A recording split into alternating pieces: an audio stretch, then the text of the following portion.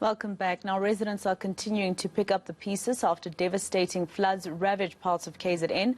Meanwhile, in the Durban's suburb of Reservoir Hills, a protest has erupted over a lack of response from government officials. And senior reporter DasenThathiah is on the ground and he joins us now live. Desen, are you at that area where there's been protests? What have people told you? What exactly? I know yesterday they said government only comes out there when it's voting time. That's right, Maseko, we are here now. It seems like this happened just a short while ago. I'll show you what's happening around me now. You'll remember the area that you're seeing. This was the informal settlement that was in question. This is what was washed away during the flood the other day. But if you look up, and I hope that you can see this considering the position of the sun, there's a crowd that's gathered on the main road just above here. That's where the protest took place. The community saying that they don't want to let traffic pass. I'm going to move closer now towards a group that is gathered here just below the road. They are essentially saying that they've been neglected for too long. And they want government to come here. Even yesterday, it was a case of government officials going around, but they didn't visit here. Gentlemen, sorry to interrupt you. We know that this protest that has been taking place was over the lack of response from government. I just want to get more clarity on why you've decided to block the road. Okay, the community decided to block the road so that they can send the officials, because since Friday we've been waiting. Nobody has come to assist or just to give us hope. People, they have no place to sleep. They sleep in the road. We assist those we managed to assist. The schools around, they said they will offer space, but they take a particular number. So we are struggling. We have no place to sleep. How many people would you say are affected by this? How many people are homeless? If I can estimate, maybe about 200 houses that were damaged, but it's my estimation.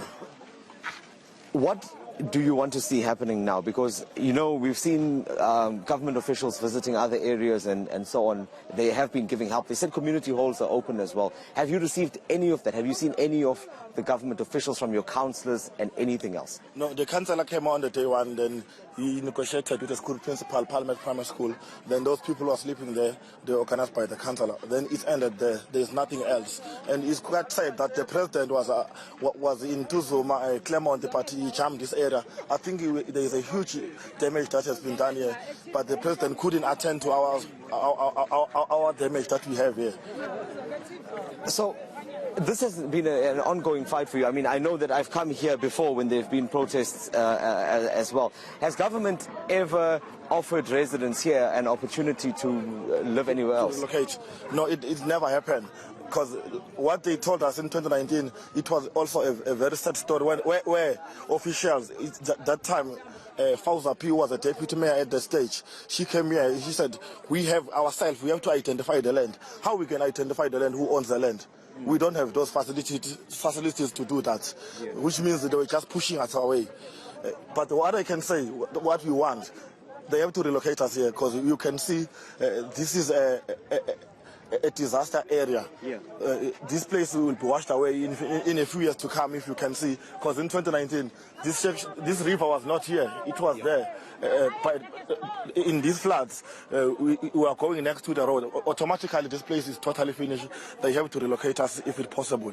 Okay, and lastly, so what is the next step? I mean, if you don't get your response today, this road is still blocked, what will you be doing next?